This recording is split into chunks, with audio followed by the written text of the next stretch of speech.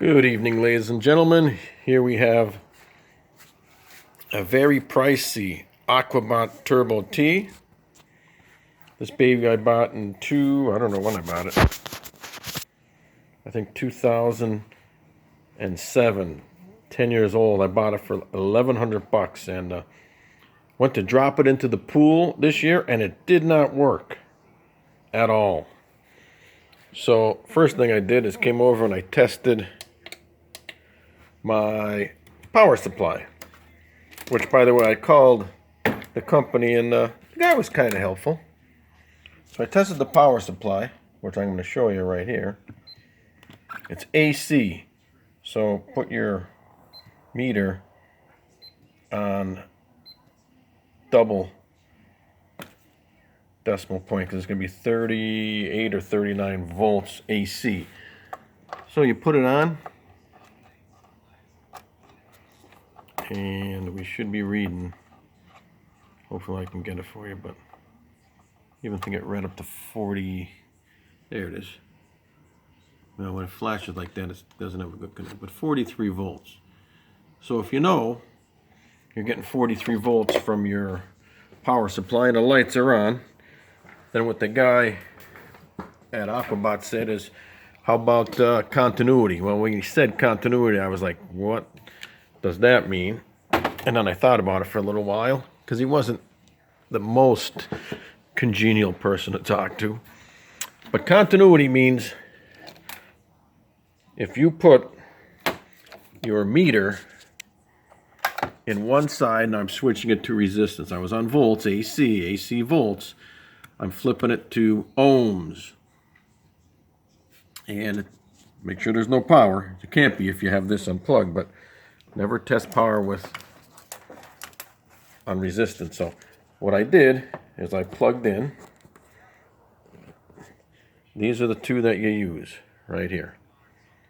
The center one is not used. So the two outside, and I'm coming up with just about, here's your range, 22 ohms resistance, 4.8 open loop. Yeah, here we go. Nope, I must have pushed it. There we go.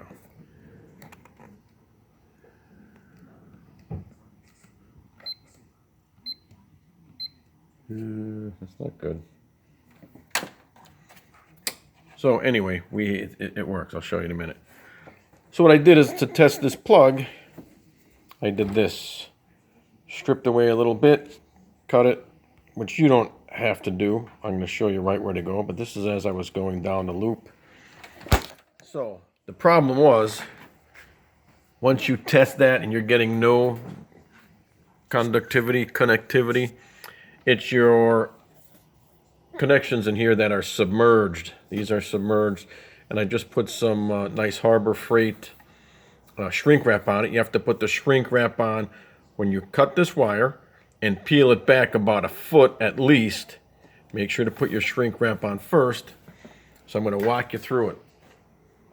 So the first thing I did was disassemble this, and then on the cable I looked for the telltale sign. So I had to cut away, you have to cut away this insulation, which is heat shrink. It's heat shrink from the factory. It's pretty nice, it's pretty good, but after 10 years it failed. And I'm looking at these two connectors, and you can see right there, that is corrosion. And there's just a little bit of corrosion on that one. So when you look at it, the wires are corroded. That's corrosion on there. And one of the wires, in fact, had snapped due to corrosion. And that snap was up here at the handle. So you have to take these two off, and you're going to strip about a foot back at least till you get some decent wire. So here's what I stripped. When I say at least a foot, that's what I stripped. And then I stripped a little more. So don't be afraid, that cord is I don't know, 40 feet long. So as I kept going, to get some good wire. I went through quite a bit to get to some good wire, and that's the factory joint right in here, and this is where the wire had failed, right in here. So it's between this connection and up here that the wire had totally failed and wasn't going to get us anywhere. So what I did, plugged it in after I made my connections, actually before I made my connections, just to see if it'll work. So here we go. I'm going to plug it in. Doing this one-handed, you get the gist of it. And turn it on, and watch this. Here we go. Here you go. I set it to continuous run. So we have the pump running, and we also have the, there it is.